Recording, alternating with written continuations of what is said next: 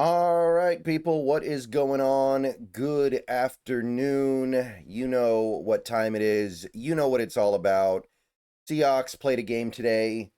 They went through the motions. It wasn't the greatest game ever, wasn't the most inspiring effort necessarily, but they get the win. They go up 30-10 going late into the third. They give up a couple of touchdowns at the end, make it kind of sort of close.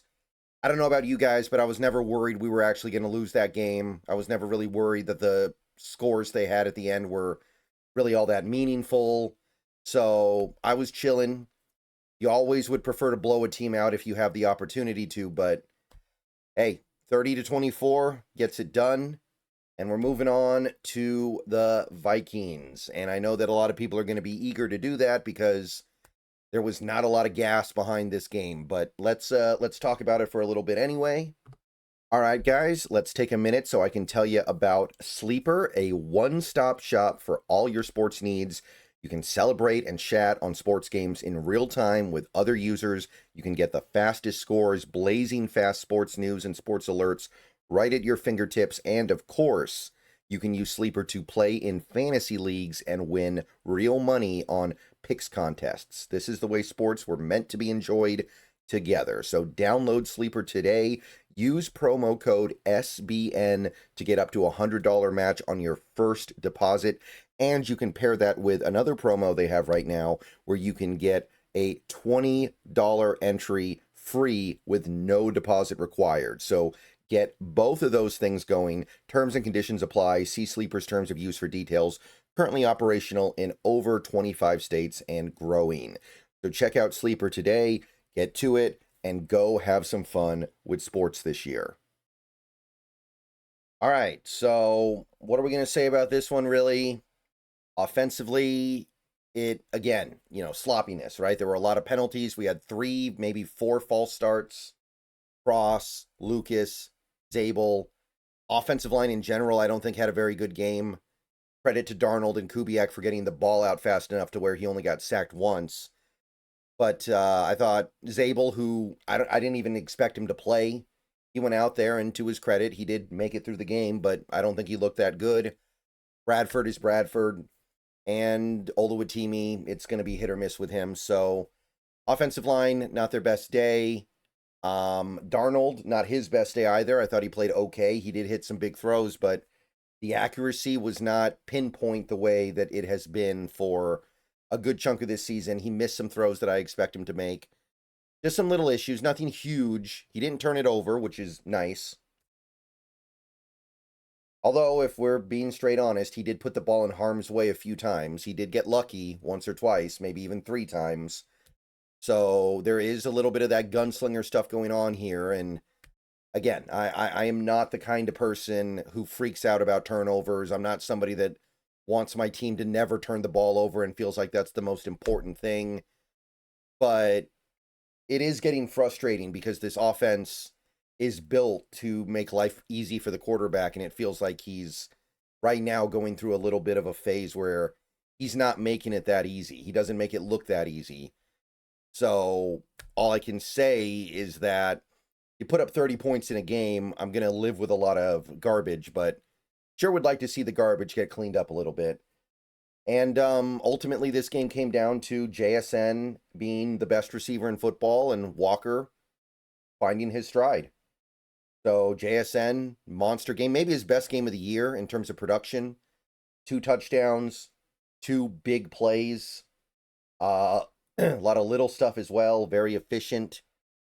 He kind of had a drop near the goal line, but even if he caught it, and I don't think there was any way he was going to catch that anyway, so I don't even really consider it to be a drop. Like, I don't know. Hard for me to really get worked up about that one. And K9, man. K9, another 100 yards from scrimmage. Got involved in the passing game this time, which is awesome.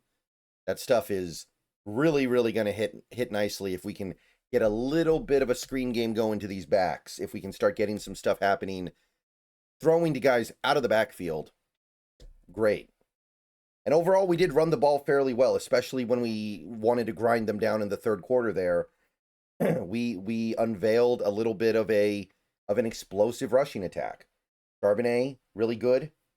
as well for the little bit of action he got. You definitely saw the attempt on the part of this team to get Walker the ball more than Charbonnet, and it paid off.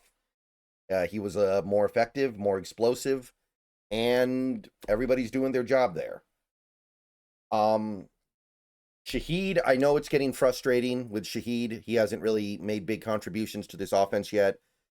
Understand that his presence is making the running game's life easier. So understand that even though Shaheed is not putting up the numbers that we would like, he's doing his job. He's doing his thing. It's just not manifesting directly. I believe that Shaheed's presence is making life harder for run defenses that play against the Seahawks. So, not tripping on that. What else was there? I don't think there's really too much else to say. There was some sloppiness, but overall, good game by the O. And defensively, again, not their greatest game, right? You gave up some fourth downs. You had a little bit of sloppy tackling. There were looked like some busted coverages. I thought that Nick Eamon-Warry in particular seemed a little bit lost in coverage today after having a really good week in coverage last week. So definitely saw the other side, the other pole with Eamon-Warry today. But I think that he is. I think that he's probably going to get a little bit of rough treatment in the film room this week, because I thought that he looked a little bit lost from time to time. But overall, man, Tennessee had to run so many plays to grind out the yards that they did, and they didn't even get to 300, right? And I'm just going to say it. I think the officials really kept them in the game. I think that the 90-yard punt return by DK was sprung by a very obvious holding call on Darion Kendrick that didn't get called. I thought that the quarterback sneak on 4th and 1, he clearly didn't get it. Don't know why they gave it to him. I thought Ron Tolbert had a terrible game, and without some of the stuff that he was doing, I didn't even list all the other stuff that I thought was bad. Like the Job illegal contact was very, very weak. There was nothing there in my book. So I think that if he calls a good game, if he's actually able to call a competent game, and I think Tolbert's known for being a terrible referee, we're talking about a much more one-sided game that probably would make people feel a lot better right now. So even that stuff, I'm not really tripping on it. The run defense was great. Ton of pressure on Cam Ward, and Cam Ward was being a man back there. I do want to say that. He played great. Like Cam Ward, he's making mistakes. Cam Ward, he is going to turn it over sometimes. He is going to play carelessly sometimes, but you see the potential. You see the upside with what Cam Ward is doing, and it's very exciting to imagine what he's going to be able to do when he gets some experience and starts to really get the game of football in a way that right now he doesn't. The way he avoided sacks, the way he used his legs effectively, I wouldn't have taken him number 1 overall, but I do think he's going to be a good quarterback in this league, and maybe that's good enough.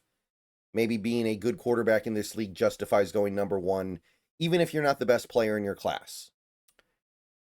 But 4 sacks, a lot by the front line as well. We got one from Murphy. We got one from Big Cat, which was really nice to see after getting goose-egged last week by the Rams. So we're back on track there. And yeah, overall, I don't think there's a lot to say other than that the game was overall fine. Even the stuff that was bad, even the stuff that you're troubled by, like the punt return, I can only get so mad about the punt return as far as the team goes. I'm not saying they played it perfectly. They didn't, but that play never should have happened. Yeah, they gave up some 4th downs at the end of the game, but they're also just trying to wind the clock, and they did. The Titans didn't get it within 1 score until the game was effectively over. They had 40 seconds left after they scored that last touchdown. So even that's like, okay, am I really going to get worked up over this? No, I don't think so. I don't think it makes sense to get upset about stuff like that. This team will have plenty of opportunities to prove that they can play at a higher level than what they played at yesterday when they played better teams. By many regards, they already have. They obviously played better than that against the Rams. They obviously played better than that against the The Bucks, even though they lose these games, right? They obviously played at a higher level, and we know the levels they can reach. So that's what I'm going to stress this week, I think, to Seahawks fans. Like, I understand you wanted to go in there and beat them 40-0. You wanted to completely destroy them. And you're going to look at things this week and think to yourself, man, we can only beat that Titans team by 6 points. What are we doing? But this is how the NFL works sometimes. It doesn't always go perfectly according to plan.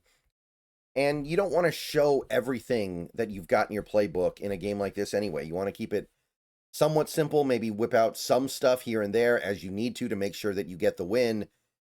But you do not need to... There's no college football playoff committee at play here. You don't need to get style points.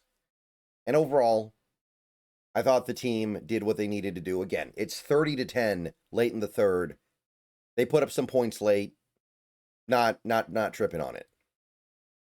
All right, so this is kind of a shorter post-game video, but I can't think of too much else to say. Cooper Kupp had a couple of catches.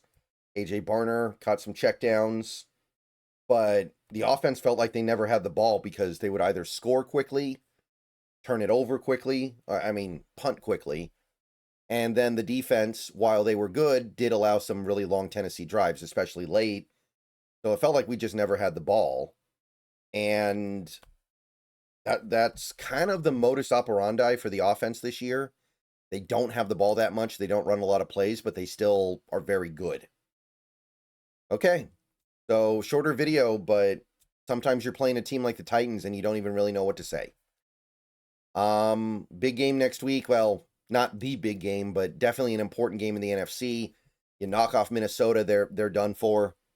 And then you can finish off Atlanta probably the following week as well, although they'll probably be finished off by then. But see you guys on stream later. Go Hawks. See you guys soon.